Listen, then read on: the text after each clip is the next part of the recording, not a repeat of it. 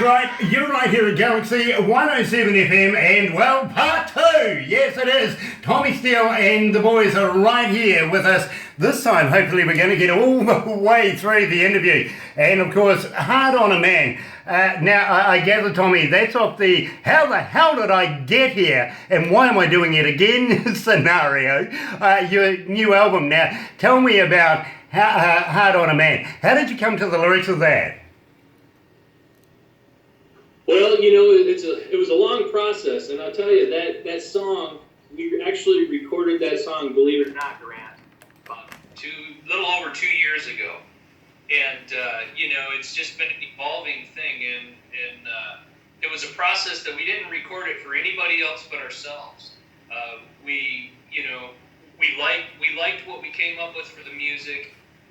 The lyrics were great, and then when we added the telephone conversation at the end, it just kind of put the icing on the cake for us. And you know, honestly, that song's a piece of us that, you know, we really had no intention of people really playing it on the radio, because it's almost over 5 minutes long, and you know, it's kind of unheard of in the States. But the reaction we've been getting, you know, now that it's kind of out a little bit and being played, that it's kind of overwhelming for us and very humbling.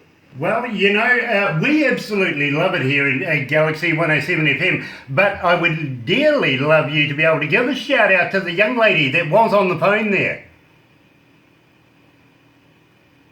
The young lady that's on the phone? Yeah. What's her name? Yeah, exactly. What is her name? Oh, Beth. On our phone.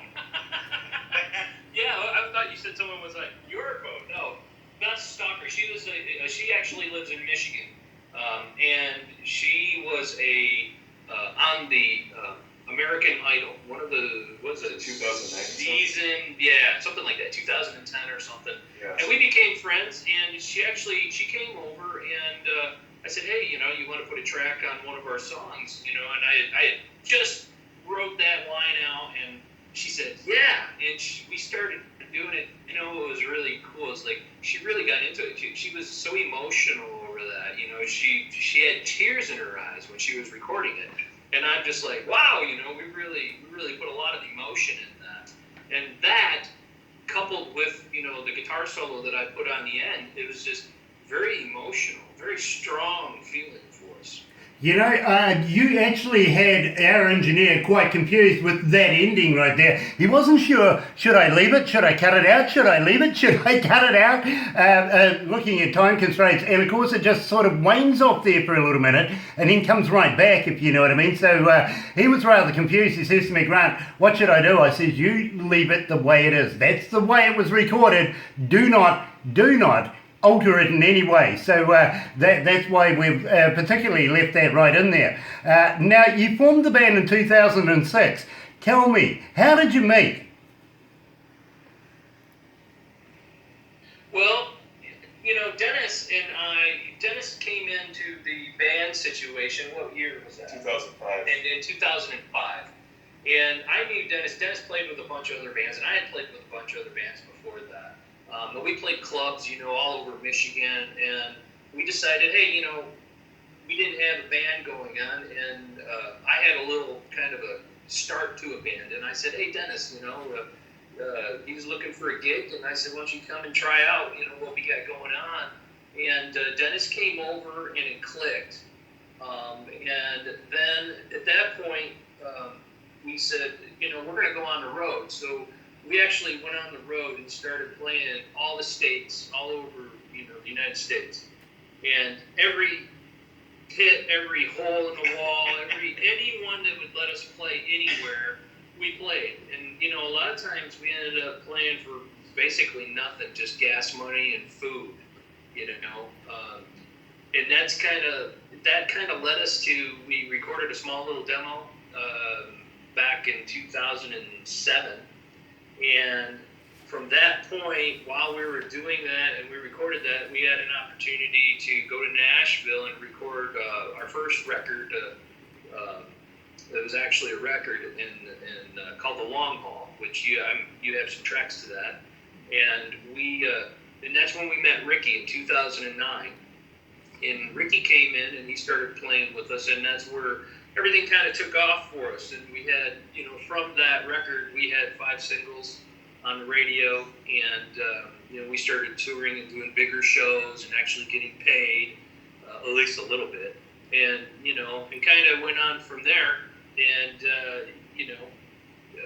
the rest is kind of history. And we toured all the way until 2000, and it was about the middle of 2014.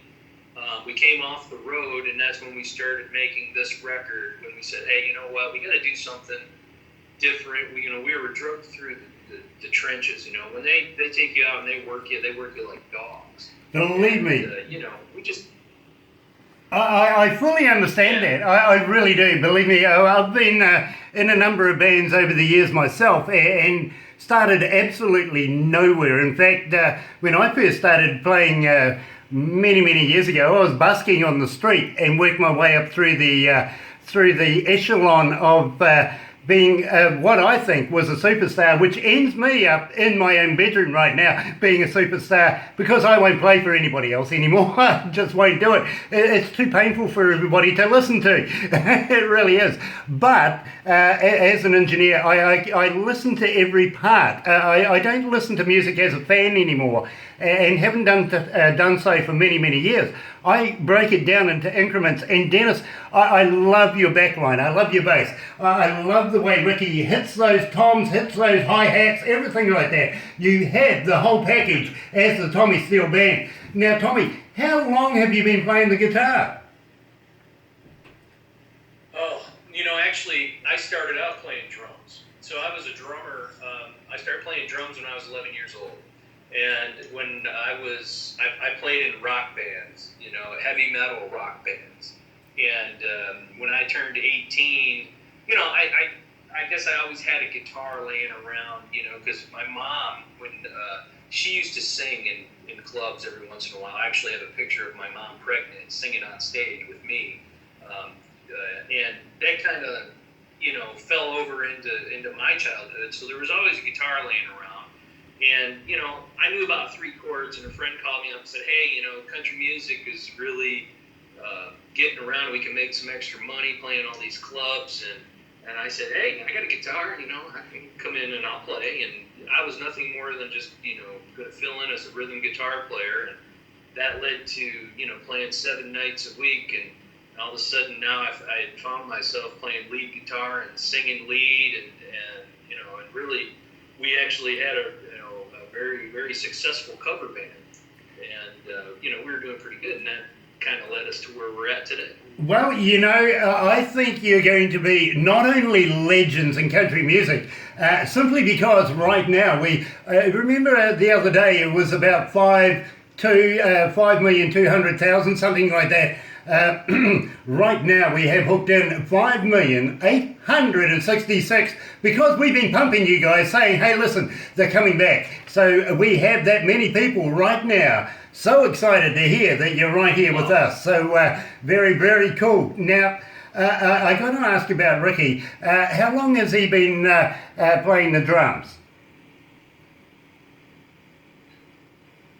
Ricky's been playing, Ricky was actually, he was a drummer in a Christian rock band that actually was pretty successful. And do you remember? Code of Ethics. Code of Ethics, yeah. Code of Ethics is what it was called. And he, they had a couple of number ones on radio, and he toured around with them all over the world, actually.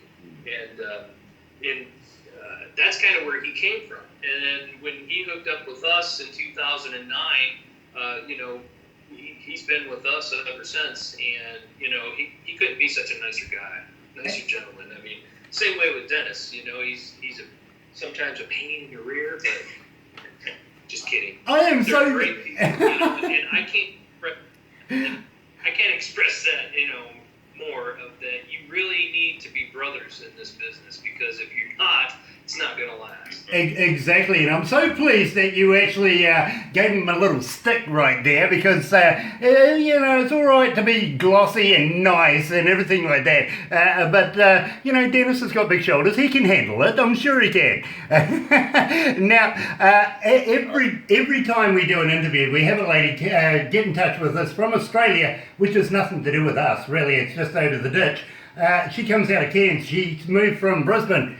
Her constant, one thing that she asks is, please, can you tell us what's the marital status of the band? Personally, I think she's looking for a husband, but, it's happened again. And, tell me, guys, who's married, who's not, who's getting engaged, and basically, who's looking?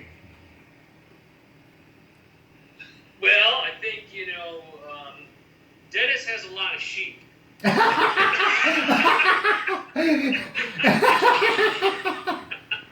Yeah, you'll get on well with Barbara then, Dennis.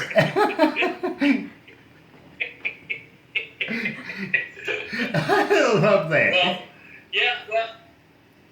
Well, Ricky's single. He's had his days. He's single. He's got a couple of Dennis's sheep locked up in the closet, and. Ricky's going to get on well Dennis, with. How you doing? Dennis has been married. How long have you been married? I've been married 26 years. Well done. And what about yourself? How many years have you been married, Tommy? Well, I've been with my wife for 13 years, but we've only been married for 2 years. And we have a 7-year-old and a 3-year-old right now. A 3-year-old daughter and a 7-year-old boy.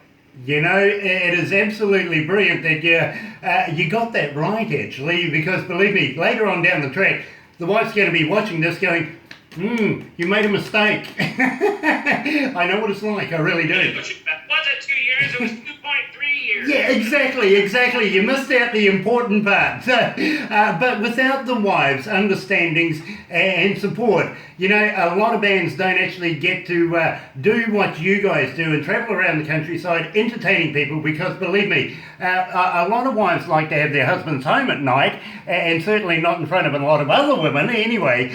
So we want to give a shout out and emulate the background staff, which I call the husbands and wives of particular bands, and the daughters, the sons, and every part of the family that supports a particular band. So I really got to thank your husbands, your wives, should I say. I was almost about to say your sheep, but we won't even mention Australia, will we? So, so we want to thank them very, very much for allowing you to have the freedoms to be the superstars that you are right now. And believe me, I think you're going to be legends in the game.